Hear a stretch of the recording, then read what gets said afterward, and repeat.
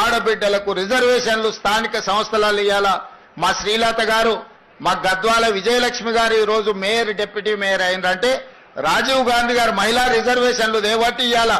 Ward మెంబర్లు, సర్పంచులు, ఎంపీటీసీలు, జడ్పీటీసీలు, జిల్లా పరిషత్ చైర్పర్సన్స్ సునీత మహేందర్ రెడ్డి గారు ఈ రోజు 4 సార్లు జిల్లా పరిషత్ చైర్పర్సన్ గా అయినరంటే మహిళా రిజర్వేషన్లు ఆనాడు రాజీవ్ గాంధీ గారు తేబట్టి.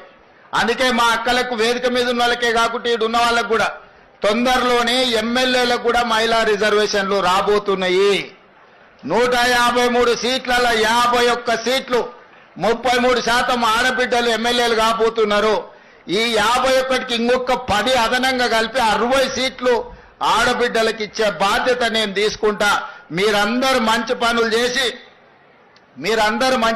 చేసి మంచి పేరు తెచ్చుకోండి. మిమ్మల్ని గుర్తించి మీకు ఎమ్మెల్యే టికెట్లు ఇచ్చడమే కాదు, మిమ్మల్ని గెలిపించుకునే పూచి కూడా నాది. రాజ్యాన్ని నడపండి. ఇల్లు అద్భుతంగా నడిపినోళ్ళు రాజ్యాన్ని కూడా బాగా నడుపుతారు. ఆడబిడ్డల పట్ల నాకు సంపూర్ణమైన విశ్వాసం ఉన్నది. మీరు కార్యక్రమాలను ముందుకు తీసుకెళ్ళండి.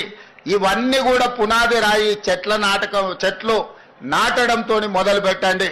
ప్రతి ఇంట్లో కనీసం 2 చెట్లైనా ఈడికొచ్చిన మా అక్కలు నాటాలి, వాటిని కాపాడాలి.